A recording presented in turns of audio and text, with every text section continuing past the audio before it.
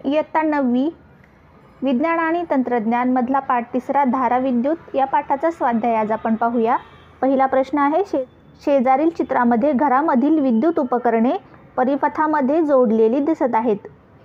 त्यावरून खालील प्रश्नांची उत्तरे लिहा। पुस्तकात चित्र दाखवलं आहे, त्यामध्ये परिपथामध्ये जोडलेली उपकरणे दाखवलेली आहेत। त्यावरून आपल्याला खालील प्रश्नांची उत्तरे द्यायची आहेत। अ प्रश्न आहे, घरामधील विद्युत उपकरणे कोणत्या जोडणीत जोडली आहेत? उपकरणे समांतर जोडणीत जोडलेली आहेत, म्हणून आपण उत्तर लिहिले समांतर जोडणी। आ, सर्व उपकरणांतील विभवांतर कसे असेल? समांतर जोडणीने उपकरणे जोडलेली आहेत म्हणजे त्यातील विभवांतर समान असेल। समांतर जोडणीत विभवांतर समान असते, म्हणून उत्तर लिहिले आपण विभवांतर समान असेल। ई, उपकरणांतून जाणारी विद्युतधारा सारखीच असेल का? उत्तराचे समर्थन करा। उत्तर, वेगवेगळ्या उपकरणांतून जाणारी विद्युतधारा सारखीच असेल असे नाही। I बरोबर V छेद R विद्युतधारा, I बरोबर V छेद R विभवांतर छेद रोध। यावरून विभवांतर V समान असले तरी रोध वेगळा असल्यास विद्युतधारा वेगळी असते।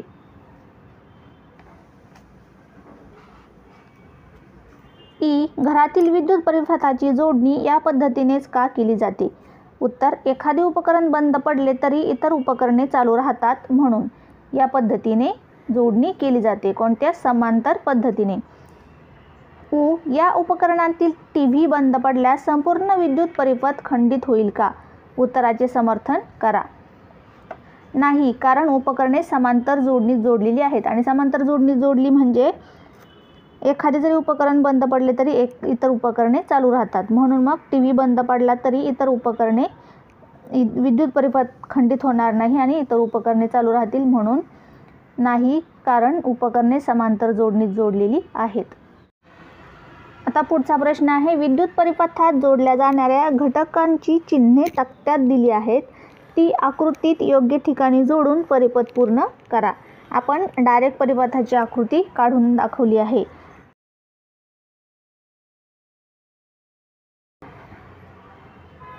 खाली प्रश्न दिला आहे, वरील परिपथाच्या सहाय्याने कोणता नियम सिद्ध करता येईल? उत्तर, वरील परिपथाच्या सहाय्याने ओहमचा नियम सिद्ध करता येईल। तिसरा प्रश्न आहे, उमेशकडे 15 ओहम व 30 ओहम रोध असणारे 2 बल्ब आहेत। त्याला ते बल्ब विद्युत परिपथामध्ये जोडायचे आहेत, परंतु त्याने ते बल्ब 1-1 असे स्वतंत्र जोडले तर बल्ब जातात। तर खाली प्रश्न विचारले आहेत, ही माहिती दिली आहे, त्यावरून खाली प्रश्न विचारले आहेत। अ, त्याला बल्ब जोडत असताना कोणत्या पद्धतीने जोडावे लागतील? उत्तर, समांतर जोडणीने। त्याला ते बल्ब समांतर जोडणीने जोडावे लागतील। आ, वरील प्रश्नाच्या उत्तरानुसार बल्ब जोडण्याच्या पद्धतीचे गुणधर्म सांगा। वरील पद्धती म्हणजे समांतर जोडणी। कोणती पद्धत वापरली आपण? समांतर जोडणीने ते बल्ब जोडले। आणि मग समांतर जोडणीचे गुणधर्म आपल्याला लिहायचे आहेत। समांतर जोडणीचे गुणधर्म, प्रत्येक रोधाच्या दरम्यानचे विभवांतर समान असते। एकूण विद्युतधारा ही सर्व रोधांतून स्वतंत्रपणे वाहणाऱ्या विद्युतधारांच्या बेरजे इतकी असते। परिणामी रोध हा त्या जोडणीतील रोधांच्या स्वतंत्र किमतीपेक्षा कमी असतो। ही जोडणी परिपथामधील रोध कमी करण्यासाठी वापरता येते।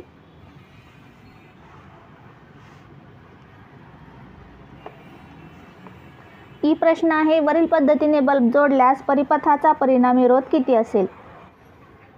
परिणामी रोध आपल्याला काढायचा आहे RP। P म्हणजे पॅरेलल जोडणीने, समांतर जोडणीने जोडल्या म्हणून RP। समांतर जोडणीने परिणामी रोध काढण्याचं सूत्र आहे आपलं 1/RP बरोबर 1/R1 प्लस 1/R2। आता याच्यात फक्त आपण किमती टाकल्या आहेत। 1/15, आपल्याला एक बल्ब आहे 15 ओहमचा म्हणून 1/15 आणि दुसरा आहे 30 ओहमचा म्हणून 1/30। आता छेद समान करून घेतला, 15चा आपण 30 केला, दोन्हीचा छेद 30 झाला। मग इथं 15ला कितीने 2 ने गुणावं लागेल, म्हणून इथं वरती 2 ने गुणलंय, म्हणजे इथं बे 1 बे हे 1 आणि हा 1 आहे तसा, आणि छेद 30 झाला। 2 + 1 3, 3/30। आता 3 × 1 3 आणि 3 × 10 30 म्हणून 1/10। आता हा 1/RP बरोबर 1/10 आणि फक्त RP म्हटल्यावर 10, RP बरोबर 10 म्हणजे परिणामी रोध RP आपल्याला किती मिळाला 10 ओहम, म्हणजे परिणामी रोध RP किती असेल तर 10 ओहम. चौथा प्रश्न आहे, खालील तक्त्यामध्ये विद्युतधारा A मध्ये व विभवांतर V मध्ये दिले आहे. तर खाली काही 3 प्रश्न दिले आहेत, त्यामधला तक्त्याच्या आधारे सरासरी रोध काढा. हा तक्ता दिला आहे आपल्याला. V मध्ये विभवांतर आणि I मध्ये विद्युतधारा दिली आहे. पुस्तकामध्ये सुद्धा A मध्येच लिहिलं आहे. I मध्ये विद्युतधारा आणि V मध्ये विभवांतर दिले. तर तक्त्याच्या आधारे सरासरी रोध काढायचा आहे आपल्याला. आता सरासरी रोध आपण काढायचा तर R1 पहिल्यांदा आपण R1 काढलं आहे. R1 ची किंमत R1 म्हणजे V1/I1 रोध बरोबर V/I म्हणून R1/V1/I1. आता पहिल्या कॉलममध्ये आपल्याला V ची किंमत दिली आहे 4, I ची किंमत दिली आहे 9, बरोबर हा भागाकार केला असता तर इथं 0.44 ओहम. R1 आपल्याला मिळाला 0.44 ओहम. R2 आपण काढला त्याच पद्धतीने. V2 ची किंमत टाकली 5 आणि I2 ची किंमत टाकली 11.25. हा भागाकार केला असता सुद्धा 0.44 आला आहे. नंतर R3 ची आपण किंमत काढली V3/I3. तिसऱ्या कॉलममध्ये 6 आणि 13.5 आपल्याला किमती दिल्या आहेत. तो भागाकार केला तरी 0.44 येतोय आणि यावरून मग सगळा 0.44 0.44 0.44 यांची बेरीज केली आणि याला 3 ने भागलं तरी सुद्धा येईल 0.44. म्हणजे R1 R2 आणि R3 हे सगळे समान आहेत, म्हणून मग सरासरी रोध सुद्धा 0.44 ओहम आला आहे आपला.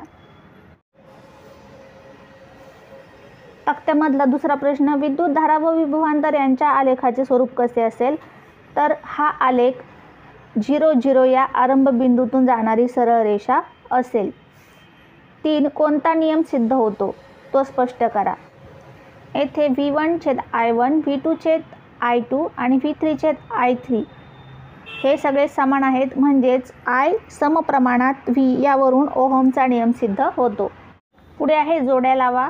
पहिली आहे मुक्त इलेक्ट्रॉन, योग्य जोडी आहे क्षीण बलाने बद्ध. विद्युतधारा V/R, रोधकता VA/LI. एकसर जोडणी परिपथातील रोध वाढवणे. एकसर जोडणी परिपथातील रोध वाढवण्यासाठी वापरली जाते. पुढे 6वा प्रश्न आहे, X एवढ्या लांबीच्या वाहकाचा रोध R व त्याच्या काटछेदाचे क्षेत्रफळ A असल्यास त्या वाहकाची रोधकता किती असेल, तो कोणत्या एककात मोजतात. आता आपण दिलेल्या बाबी लिहून घेतल्या आहेत. रोध R दिला आहे आपल्याला, लांबी X दिली आहे आणि काटछेदी क्षेत्रफळ A दिले आहे, स्मॉल a.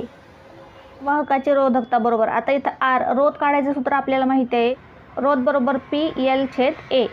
मग आता आपल्याला काढायचे रोधकता. आता ही रोधकता आपण इथं P म्हणजे रोधकता, वाहकाची रोधकता P इथं घेतला आपण आणि हा जो R आहे तो आपण बरोबर चिन्हाच्या इकडे घेतला, तो इथे वर गुणाकारात आला, हा L इकडे खाली भागाकारात आला, हा भागाकारात होता म्हणून गुणाकारात आला.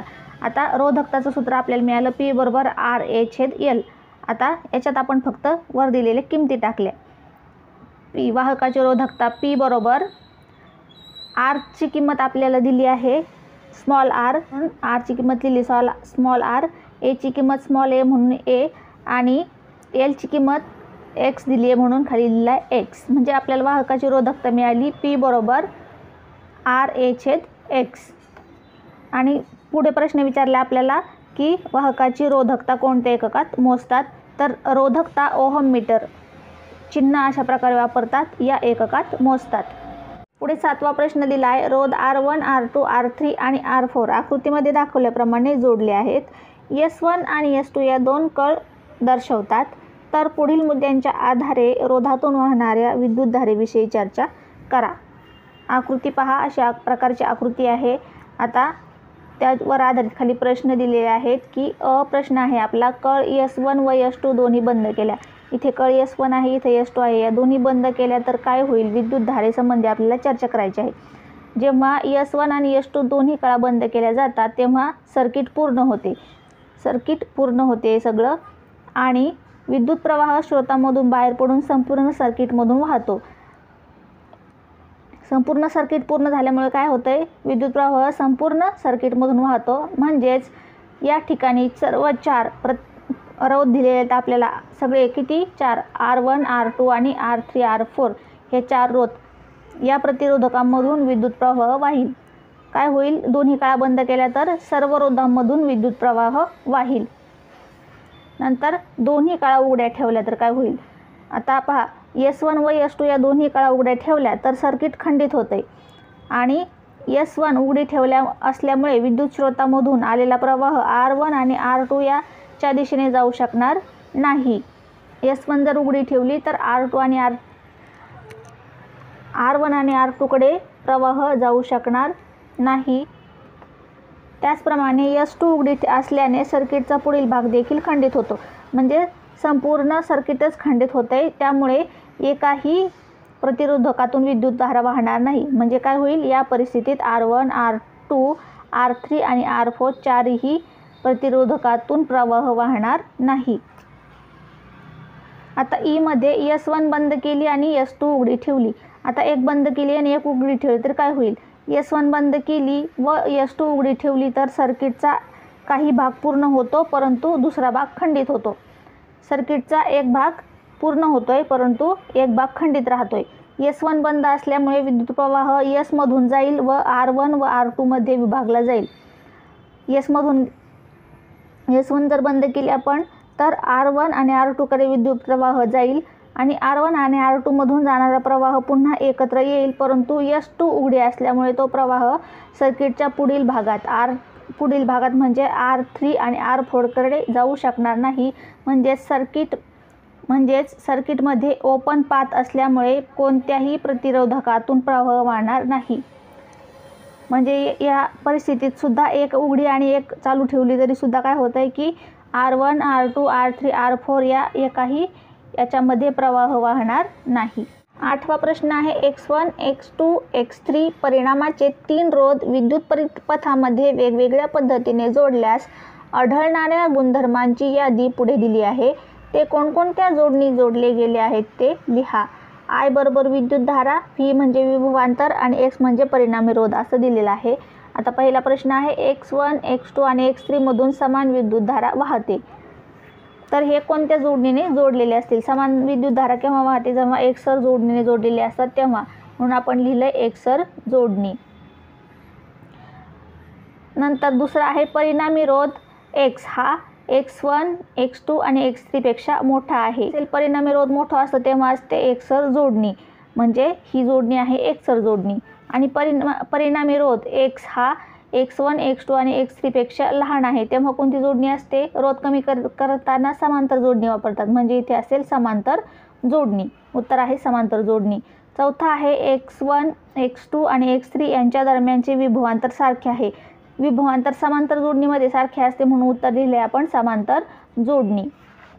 परिणामी रोध X बरोबर X1 अधिक X2 आणि X3 हे सूत्र कोणत्या जोडणीत वापरतात? एकसर जोडणीमध्ये. परिणामी रोध यांच्या बेरजे इतका असतो तेव्हा केव्हा असतो? एकसर जोडणीमध्ये. म्हणून उत्तर लिहिलंय एकसर जोडणी. आणि परिणामी रोध बरोबर परिणामी रोधाचा अशा प्रकारे सूत्र कधी असतं? समांतर जोडणीमध्ये. म्हणून आपण लिहिलंय समांतर जोडणी. पुढचा प्रश्न आहे 9वा. उदाहरणे सोडवा. त्यामधला अ आहे 1 मीटर नायक्रोमच्या तारेचा रोध 6 ओहम आहे. तारेची लांबी 70 सेंटीमीटर केल्यास तारेचा रोध किती असेल? आता आपण दिलेल्या बाबी लिहिल्या आहेत. आधी दिलेल्या बाबी मूळ रोध म्हणजे आपल्याला तारेचा रोध दिलाय 6 ओहम. म्हणून मूळ रोध R1 6 ओहम. मूळ लांबी म्हणजे 1 मीटर लांबी असताना 6 ओहम आहे म्हणून L1 बरोबर 1 मीटर. मूळ लांबी दिली आहे 1 मीटर. आता नवीन लांबी म्हणजे 70 सेंटीमीटर केल्यास नवीन लांबी म्हणजे L2. पहिली लांबी L1 दुसरी लांबी L2. 70 सेंटीमीटर दुसरी लांबी आपल्याला 70 सेंटीमीटर दिली आहे. आता नवीन रोध मग 70 सेंटीमीटर केल्यास रोध किती होईल? म्हणजे नवीन रोध किती होईल? R2 ते आपल्याला काढायचं आहे म्हणून प्रश्नचिन्ह. आता इथं पहिली लांबी मीटरमध्ये आणि दुसरी सेंटीमीटरमध्ये दिली म्हणून आपण ही दोन्ही पण मीटरमध्ये करून घेऊया. 70 सेंटीमीटरचे मीटर केले ते झाले 0.7 मीटर. आता रोधाचं सूत्र माहिती आहे आपल्याला PL/A. म्हणून मग P व A समान असताना L समचलनात R म्हणून मग L2/R1 बरोबर L2/L1. हे दोन्ही समचलनात आहे म्हणून आपण अशा प्रकारे त्याचं गुणोत्तर मांडलं आहे. चलन आपण गणितामध्ये शिकलो आहोत. आता R2/R1 बरोबर L2/L1. आता आपल्याला काढायचं आहे R2 म्हणून आपण R2 इथे लिहिला. हा R1 आपण बरोबर चिन्हाच्या इकडे पाठवला आहे. हे L2/L1 आहे तसे आणि हा इकडं भागाकारात होता म्हणून इकडे आल्यावर झाला आहे गुणाकारात, म्हणून इथं सूत्र बनलं आहे आता R2 बरोबर R1 गुणिले L2/L1. आता याच्यात किमती आपल्याला माहिती आहेत त्या आपण सूत्रात टाकूया. या सूत्रात R1ची किंमत पहा, R1 6 ओहम म्हणून 6, L2ची 70 सेंटीमीटर म्हणून 70 आणि L1 आहे 1 मीटर म्हणून 1 मीटर. 70 सेंटीमीटरचे आपण इथं मीटर केले आहेत म्हणून 0.7 मीटर छेद मग 1 मीटर. किमती टाकल्या सूत्रात. आता R2 बरोबर 6 गुणिले छेदामध्ये 1 असेल तर आपण तो लिहितो किंवा नाही लिहिला तरी चालतो म्हणून 0.7 आपण आहे तसं घेतलं. हा 1 कॅन्सल झाला. R2 बरोबर 6 गुणिले 0.7 6 7 42 आणि 1 घर सोडून दशांश चिन्ह म्हणून 1 घर सोडून दशांश चिन्ह दिलं म्हणजे 4.2 उत्तर आलं 4.2. R2 म्हणजे आपल्याला काढायचा असलेला नवीन रोध तो किती आला 4.2 ओहम. म्हणून मग तारेचा रोध किती होईल, तारेचा रोध 4.2 ओहम असेल. दुसरं उदाहरण आहे आ. जर 2 रोध एकसर जोडणीने जोडले तर त्यांचा परिणामी रोध 80 ओहम होतो. जर तेच रोध समांतर जोडणीने जोडले तर त्याचा परिणामी रोध 20 ओहम होतो. तर त्या रोधांच्या किमती काढा. आता उदाहरणात दिलेल्या बाबी आपण खाली लिहून घेतल्या आहेत. RS म्हणजे काय, एकसर जोडणीने जोडलेला रोध. RS परिणामी रोध आहे 80 ओहम. RPP म्हणजे पॅरलल म्हणजे समांतर जोडणीने जोडलेला परिणामी रोध आहे 20 ओहम. हे दोन बाबी आपल्याला दिलेल्या आहेत त्या आपण लिहून घेतल्या. आता RS बरोबर R1 अधिक R2 हे सूत्र आपल्याला माहिती आहे की एकसर जोडणीने जोडले असं तेव्हा रोधांची बेरीज करतात म्हणजे तेव्हा परिणामी रोध मिळतो. हे सूत्र आपल्याला माहिती आहे की RS बरोबर R1 अधिक R2. R1 अधिक R2 हे किती आहे 80. याला आपण नाव दिलं समीकरण 1. RS आपल्याला दिला आहे किती 80 म्हणजेच R1 अधिक R2 बरोबर किती 80. हा RS इकडे आला तर हे किती झाले 80. यात फक्त आपण किंमत टाकली आहे RSची 80. आता पॅरलल जोडणीने रोध जोडले तर त्या अशा प्रकारे सूत्र असतं 1/RP बरोबर 1/R1 प्लस 1/R2. आता हे सूत्र आपल्याला असं सुद्धा लिहिता येतं. आता हे असं कसं लिहिलं याचं विश्लेषण इथं लिहायची गरज नाही आहे, तरीसुद्धा आपल्याला लिहायचं असलं तर आपण इथं विश्लेषण करूया. पहा बरोबर आता 1/RP बरोबर आता हे 1/R1 अधिक 1/R2 यांची आपल्याला बेरीज करायची म्हणजे इथं आपल्याला करावं लागेल छेद सारखा छेद म्हणजे काय येईल R1 गुणिले R2. आता इथे कशाने गुणावं लागेल R2ने म्हणून अंशाला पण R2ने गुणावं लागेल म्हणून 1 गुणिले R2 बरोबर R2 आणि अधिक हे या R2ला R1ने गुणावं लागेल म्हणून वरती पण R1ने गुणावं लागेल म्हणून मग 1 गुणिले R1 बरोबर R1. आता आपल्याला 1/RP आहे इथे म्हणून आपण मग फक्त आपल्याला RPची किंमत पाहिजे म्हणून RP बरोबर आता हा RP जर ठेवला आपण हा एक छेद काढला तर हा फक्त उलटं होईल कारण आपण हे उलटं केलं RP/1. मग छेदामधला एक आपण लिहितो किंवा लिहित नाही तरी चालतं म्हणजे इथं फक्त राहील RP आणि मग इथं उलटं केलं म्हणून इथं सुद्धा खालचं वर आणि वरचं खाली करावं लागेल म्हणजे RP बरोबर R1 R2 इथं गुणाकाराचं चिन्ह आहे छेद R1 प्लस R2. हे सूत्र पहा R1 गुणिले R2 छेद R1 प्लस R2. हे अशा प्रकारे तयार झालेले आहे. हे आपण असंच खाली घेतलं. हे विश्लेषण नाही लिहिलं तरी आपण चालणार आहे.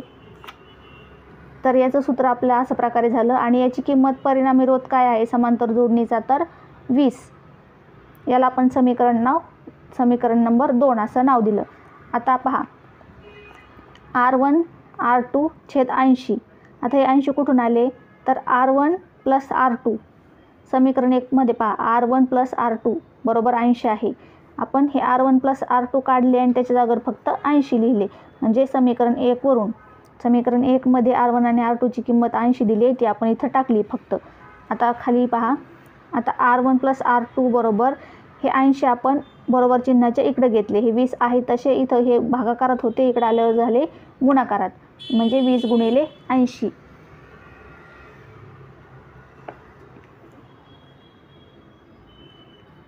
आता R1 गुणिले R2 बरोबर किती झाले 1600. 8 दुणे 16 म्हणजे 1600. याला आपण समीकरण नंबर 3 नाव दिले. आता हा R1 आपण आहे तसा ठेवला. R2ची किंमत आपण बदलली आहे 80 वजा R1. कशावरून इथं पहा समीकरण नंबर 1 मध्ये पहा हा R1 इथं आहे तो बरोबर चिन्हाच्या आपण इकडे घेतला तर R2 बरोबर किती काय होईल 80 वजा R1. 80 वजा R1 अशी किंमत होईल R2ची. म्हणून तीच R2ची किंमत 80 वजा R1 आपण इथं समीकरणामध्ये टाकली कारण आपण R2चा लोप करायचा आहे आपल्याला. म्हणून R2चा इथून लोप केला आणि R2ची किंमत काय टाकली ज्यात R1 आहे ती R1 कंसात 80 वजा R1 बरोबर 1600 आहे तसे. आता या R ने कंसातील प्रत्येक पदाला गुणायचे. R1 गुणिले 80 बरोबर R1 80 R1 वजाचं चिन्ह आहे तसं आणि R1 गुणिले R1 म्हणजे R1चा वर्ग. R1चा वर्ग बरोबर 1600 आहे तसे. आता R1चा वर्ग वजा 80 R1 अधिक 1600. 1600 काय आहेत बरोबर चिन्हाच्या इकडं होते ते बरोबर चिन्हाच्या इकडं घेतले बरोबर 0 असं आपण इथं लिहिले.